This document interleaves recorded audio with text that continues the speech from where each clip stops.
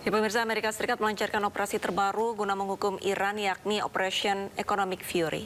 Operasi ini bertujuan untuk menjatuhkan sanksi ekonomi terhadap Iran. Operasi Economic Fury adalah inisiatif sanksi ekonomi Amerika untuk melumpuhkan ekonomi Iran, menyasar jaringan minyak dan membatasi pendapatan negara. Operasi ini berjalan beriringan dengan operasi militer Epic Fury dan di tengah penutupan Selat Hormuz oleh Amerika. Menteri Keuangan Amerika Serikat menyebut pihaknya juga akan membekukan dana pada rekening milik pimpinan Iran. Tak terbatas hanya Iran, Amerika Serikat juga akan menjatuhkan sanksi bagi siapapun termasuk negara lain yang membeli minyak Iran atau menampung aliran dana dari Iran.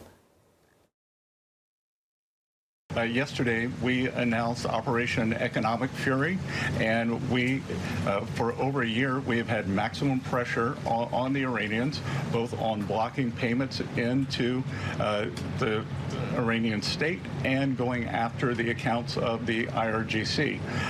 One of what may prove to be fatal mistakes that the Iranians made was bombing their GCC neighbors, and who are now willing to be much more transparent in terms of the funds or do a deeper dive in investigating the funds that are held within their banking systems. So we have pushed out to them the request that we want to freeze more funds of the leadership of the IRGC and any members of Iranian leadership. The other thing that we have done is we have told countries that if you are buying Iranian oil, that if Iranian money is sitting in your banks, we are now willing to apply secondary sanctions, which is a very stern measure, and the Iranians should know that this is going to be the financial equivalent of what we saw in the Connecticut.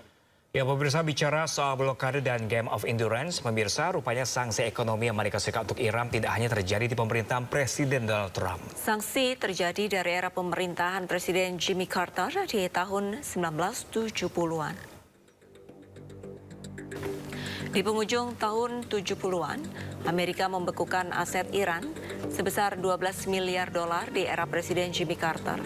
Tahun 1987, Amerika melarang impor barang-barang Iran di masa Ronald Reagan.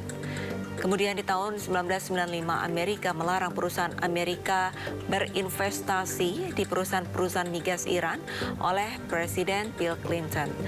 Tahun 2002, Presiden George W. Bush memasukkan Iran dalam daftar label Axis of Evil karena dianggap mensponsori terorisme sehingga harus diberikan sanksi.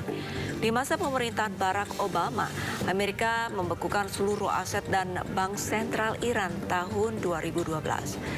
Dan di tahun ini, Donald Trump melancarkan operasi Economic Fury sebagai sanksi untuk Iran.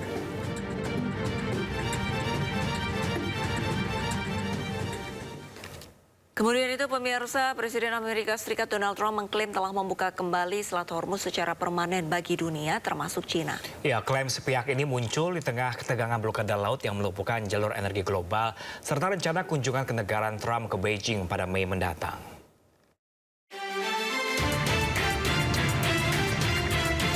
Melalui platform media sosial Truth Social, Presiden Donald Trump melontarkan klaim mengejutkan mengenai status Selat Hormuz. Trump menyatakan telah membuka jalur vital tersebut secara permanen untuk kepentingan dunia dan Cina.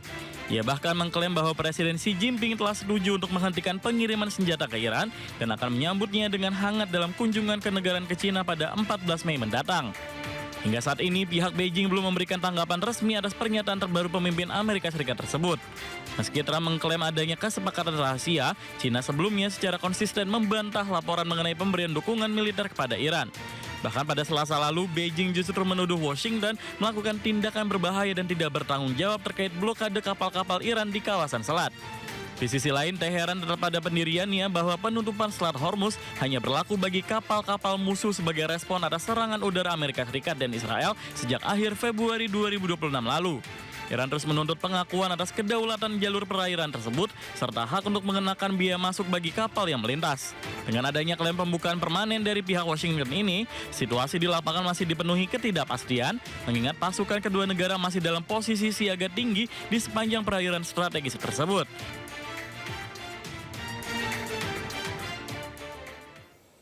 Menteri Pertahanan Amerika Serikat Pete Hegseth mendesak agar Iran lebih bijak terkait Selat Hormuz. Amerika juga desak Iran pilih lanjut perang atau sepakat dengan mereka. You like to say publicly, Iran, that you control the Strait of Hormuz, but you don't have a navy or real domain awareness. You can't control anything. To be clear, threatening to shoot missiles and drones at ships, commercial ships that are lawfully transiting international waters, that is not control. That's piracy. That's terrorism. But there is an alternative. As our negotiators have said, you, Iran, can choose a prosperous future, a golden bridge. And we hope that you do for the people of Iran. In the meantime, and for as long as it takes, we will maintain this blockade, successful blockade.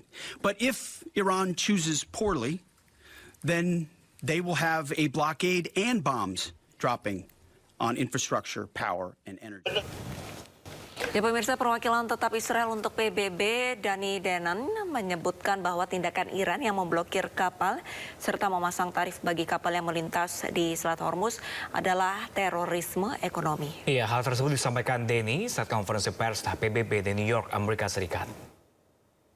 Iran is trying to choke one of the world's most important waterways and turn it into weapons. They block ships, they harass them, then they name a price.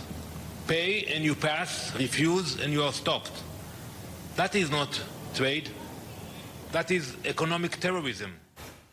Usai negosiasi gagal, Iran menemui Pakistan berbicara negosiasi baru untuk Amerika Serikat. Sejak pembicaraan awal berakhir tanpa kesepakatan pada minggu lalu, Iran terus bertukar pesan dengan Amerika Serikat melalui Pakistan dan kedua pihak belum menyetujui putaran selanjutnya.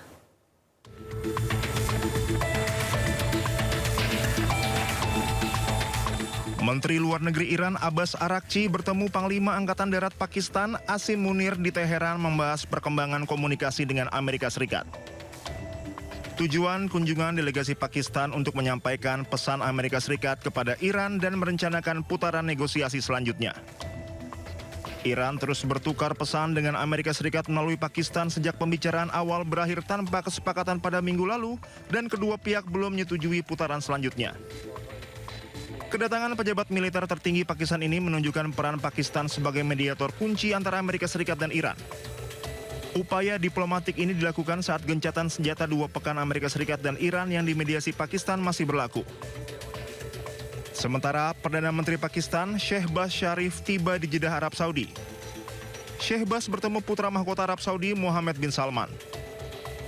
Perdana Menteri Pakistan memulai upaya diplomatik 4 hari ke Arab Saudi, Qatar, dan Turki untuk mendorong pembicaraan lanjutan terkait konflik Amerika Serikat dan Iran.